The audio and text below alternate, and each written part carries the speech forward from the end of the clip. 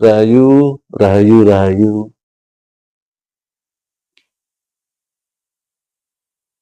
Salam rahayu pada para leluhur. Salam rahayu. Semoga semuanya saudara-saudaraku dimanapun saudara-saudaraku berada diberi kesehatan.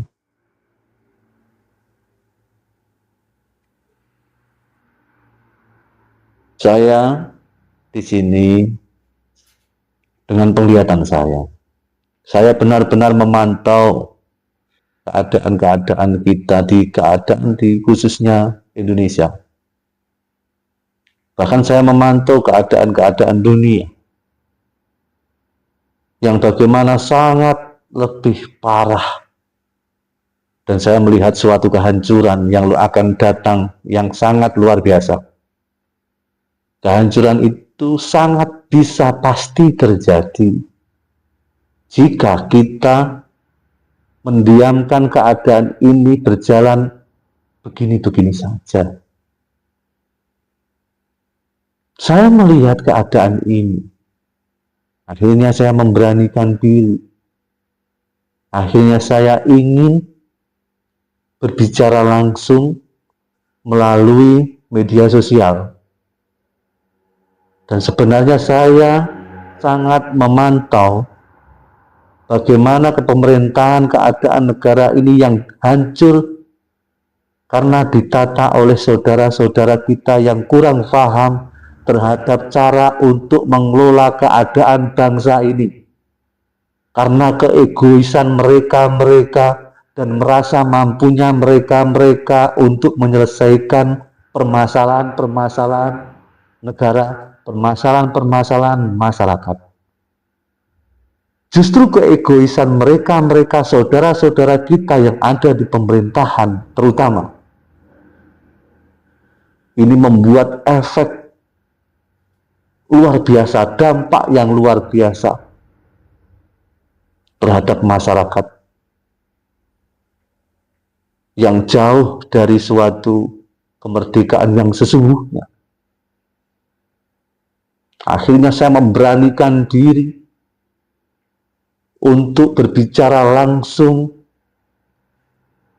ke media sosial bahwasanya akan ada kehancuran luar biasa terhadap dunia, bukan hanya bangsa, tapi dunia, karena sifat keegoisan manusia. Dari apa yang mereka inginkan, dari apa yang mereka ingin kuasai, dari egois bangsa-bangsa masing-masing, dan itu pasti terjadi. Maka daripada itu mari kita menjaga alam semesta, menjaga kehidupan harmonis, dan terutama penting bagi mereka yang memiliki kedudukan di pemerintahan, karena mereka sangat memiliki peranan penting untuk keberlanjutan bangsa ini, masyarakat kita. Bukan karena hanya sekedar teori cara untuk menumbuhkan ekonomi. Itu hanya membentuk sifat ragawi. Dan sifat ragawi itu sangat keterbatasan, banyak keterbatasan. Dan itu juga akan menuju suatu pasti kehancuran. Karena sifat ragawi. Mari kita munculkan, tumbuhkan kesadaran dari kejiwaan kita.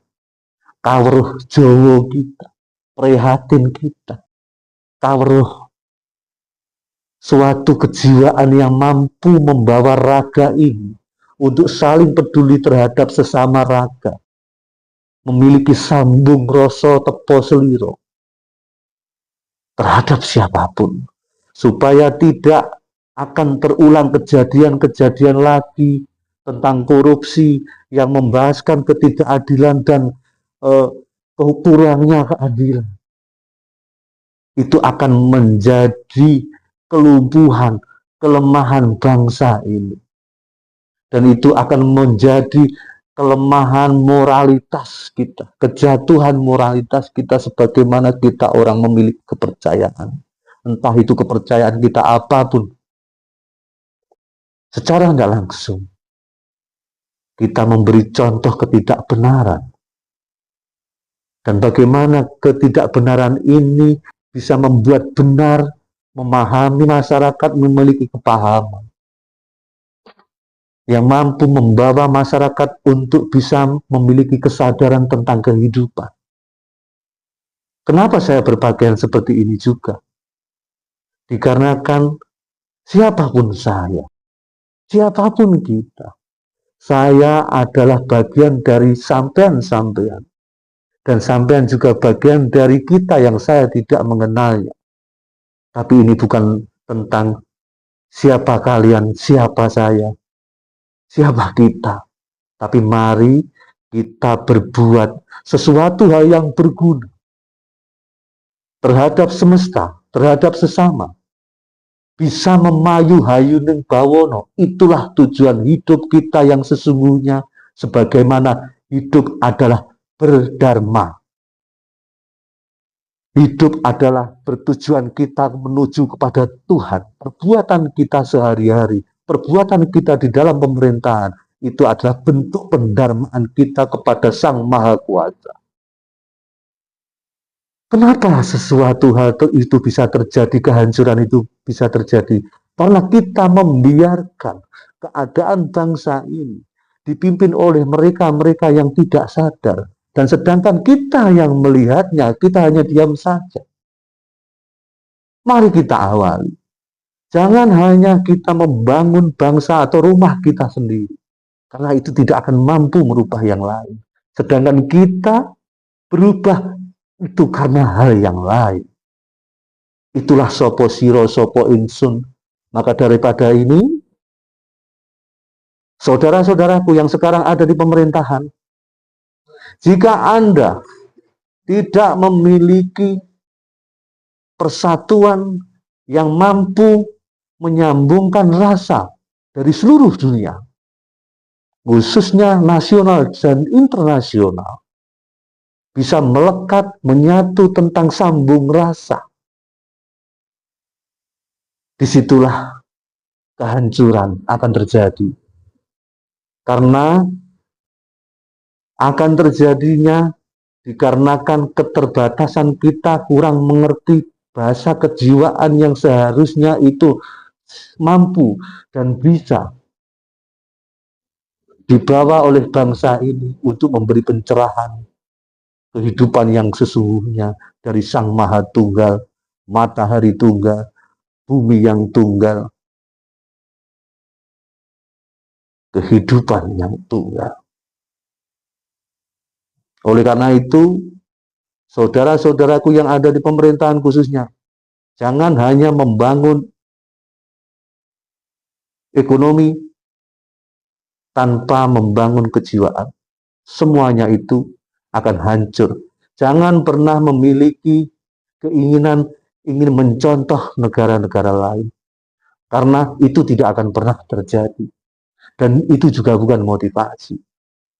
Dan kita adalah kita yang terbang sendiri, yang berburu sendiri, yang mampu tidak mampu dengan cakar sendiri, dengan kekuatan pribadi ketuhanan kita, yang mampu memberi energi kita menuju suatu hal yang lebih baik. Tunjukkan jati diri bangsa Indonesia, jangan karena mencontoh dan mengikuti hal-hal dari bangsa-bangsa lain demi tumbuhnya suatu ekonomi, demi datangnya investor. Karena itu tidak akan membawa suatu kemerdekaan masyarakat yang sesungguhnya. Justru itu akan menghancurkan kejiwaan, kepribadian generasi kita. Carilah cara-cara itu, saudara-saudaraku. Mari kita bangun. Sebenarnya saya seperti ini sangat ingin memunculkan jiwa nasionalis saya, jiwa perjuangan saya untuk melawan sesuatu. Tapi ini bukan di zaman era Soekarno yang melawan Belanda. Jika itu Belanda yang saya lawan karena menjajah bumi ini, mungkin saudaraku,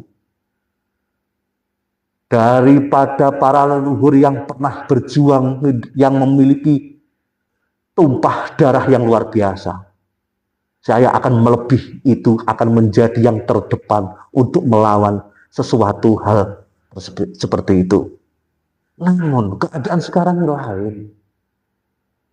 Yang kita hadapi adalah bangsa kita sendiri. Saya hanya bisa mampu mengajak, membuka kesadaran, membuka arti suatu kehidupan. Apa tujuan hidup kita sebenarnya di semesta ini? Dan bagaimana semesta ini hancur karena apa? Itu adalah karena ketidakpedulian kita. Dan kita membiarkan begitu saja. Mari kita bangun Indonesia emas. Diawali mulai kepedulian kita terhadap satu alam, lingkungan. Jangan mengotori lingkungan sesuka hati. Karena alam tidak bisa berbicara, kita mengotori alam lingkungan kita sesuka hati. Alam adalah bagian dari kita. Dan kita adalah bagian dari alam semesta. Dan dari cara itulah kita ada sinambung suatu persamaan. Dan kita adalah satu kesatuan yang sama. Walaupun kita berletak di pulau dan keyakinan yang mungkin terlihat berbeda. Sementara seperti itu pesanku saudaraku, dimanapun berada, mari kita awali hari ini, dan kita jaga alam semesta, kita memayu hayuning bawono, memayu hayuning sesomo, untuk menuju pendarmaan di kehidupan sementara ini, menuju hidup yang hidup sesungguhnya. Maaf apabila saya ada kekurangan dan ada kekhilafan untuk berbicara saya. Sebelumnya dan sesudahnya, saya mohon maaf. Terima kasih, sehat selalu saudaraku, dimanapun saudaraku berada. Rahayu, rahayu, rahayu.